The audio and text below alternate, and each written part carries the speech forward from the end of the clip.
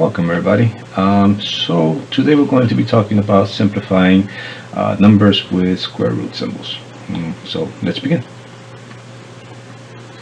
So what do we know? Well, first thing is that I'm talking about a number. The square root symbol is the one that has this symbol that looks almost like a division symbol, but it has like a check mark next to it. And the first fact that I want you to understand is that these two mean the exact same thing. So if I talk about the square root here, I can put that little 2 right in between, or I can ignore it. Either way, I'm talking about the same thing. Okay, so let's move on. Alright, so what happens if the factors are identical? Okay, so we call that a perfect square. Alright, so what that means is that an example here is like having x squared, which is the same thing as x times x.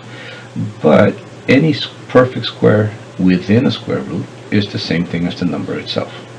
Okay, so in this situation, this is what we get.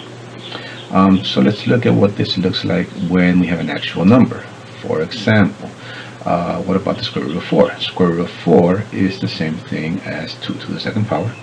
This is a perfect square. So that means that the square root of 4 is in fact equal to 2. What happens if the numbers are different? So it has different factors. They're not perfect squares anymore. So let's say we have some unknown number x and some unknown number y. They can be split up, the rule says they can be split up into individual factors, both of them within the square root symbol of their own. Okay, so for example, I could have a number like square root of 6. Square root of 6 is 2 times 3. Or in this case, I can split it up as square root of 2 times square root of 3. And that's pretty much it. Okay, so these are just some of the basic rules of things that I can do with this.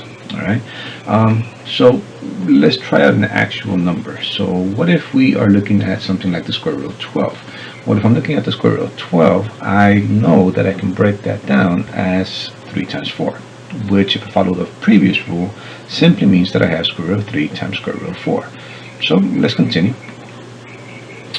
I notice that in fact the square root of 4 from previous, we discovered that was just equal to 2. So that means that if I have that in my mind, I can look at this as being square root of 3 times square root of 4 is in fact the same as the square root of 3 times 2.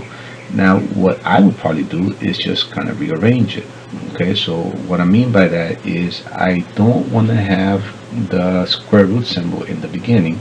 I'd like to have it at the end. So this is just something that we call in mathematics a convention, meaning that this is how we prefer to see it. It doesn't mean that it's written wrong. It just means that if I have a choice, I would rather rewrite it in a different way. So what I mean by that is that I'm going to take the number and rewrite it so that it looks like this: 2 times the square root of 3. But along with this convention, I am allowed to ignore that little dot in the middle. So I know that I don't have to put the dot to represent multiplication. If I want to, I can just go ahead and rewrite it as just 2 square root of 3. And that's pretty much it. Okay. Now let's look at solution 2.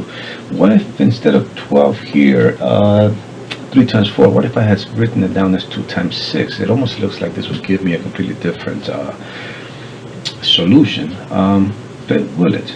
Okay, so let's look at it. I'm going to go ahead and take a look at it as 2 times 6, break it apart like our previous rule, square root of 2 times square root of 6, and I'll quickly discover that the 6 in fact could continue to be broken down as square root of 2 times square root of 3. Now here's what I notice. I notice that I have 2 sets of square root of 2. Now that's an important idea, because when I think of it, the square root of 2 times square root of 2 is in fact, I can kind of work backwards, and I can think of that as a perfect square, which is the square root of 4. Now this makes 2.